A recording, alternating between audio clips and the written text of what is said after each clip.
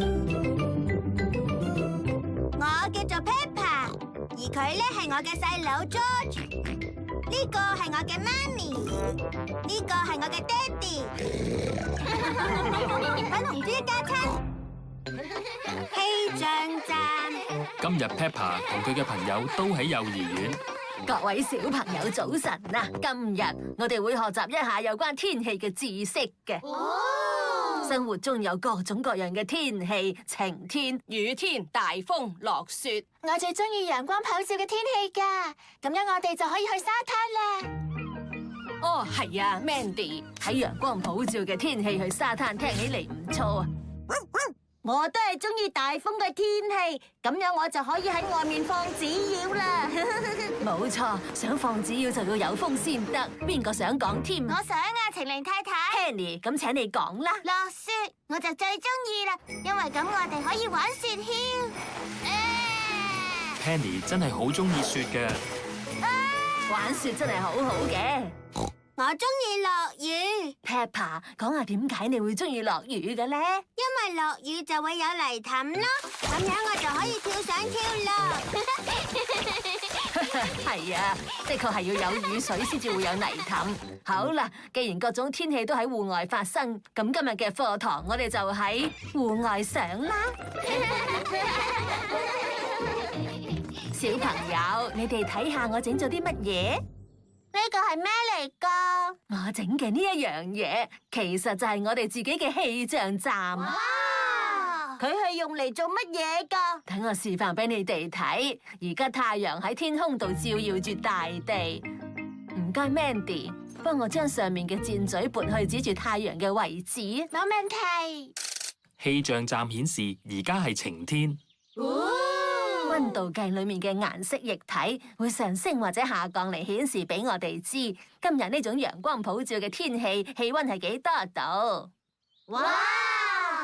咁樣呢個溫度計究竟顯示今日嘅氣溫係幾多度啊？呢個溫度計顯示今日嘅氣溫係溫度舒適。而家開始大風啦，的確係好大風嘅。我嚟撥箭嘴得唔得啊？梗係得啦 ，Danny。氣象站顯示而家係大風。如果你哋想知道究竟有幾大風嘅話，就睇下呢度。佢其實係用一啲棍同膠杯嚟做嘅。係咁，呢個裝置顯示而家幾大風呢？個裝置話俾我哋知，真係好大風。而家開始落雨啦，淋濕晒我哋啦。各位小朋友唔使擔心，我帶咗一把好大好大嘅遮嚟啊！一把好大好大嘅遮，的確係一把好大嘅遮。咁我哋而家就唔使俾雨淋濕，又可以繼續睇雨啦。晴玲太太，呢次可唔可以俾我撥箭嘴啊 Peppa， 梗係得啦。氣象站顯示而家落緊雨。你哋邊個可以幫我揸住把遮陣呢？唔該。而家我哋就可以用呢個樽嚟收集雨水。呢個係一個喺中間展開咗嘅舊膠樽，然後再將呢兩部分咁樣擺翻埋一齊。好啦，啲雨水而家開始流入呢個樽裏面啦。啲雨停咗啦。睇下，我哋可以知道頭先落咗幾多雨。咁樣，頭先究竟落咗幾多雨呢？個樽裝滿晒水，咁就證明頭先嗰場雨落得好大。既然落咗咁多雨，咁即係話會有好多好多泥凼。今日對我哋氣象站嚟講真係好好嘅一日，經歷咗晴天、大風，仲有雨天。但係今日都冇落過雪。我覺得如果落埋雪嘅話，咁就未免太神奇啦。哦，係咩嚟㗎？雪啊！而家開始落雪啦。真係完全唔敢相信啊！我嚟撥個箭嘴啦。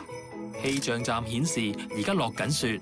我中意晴天、大風、落雨同埋落雪。Peppa 中意各種天氣，大家都中意各種天氣。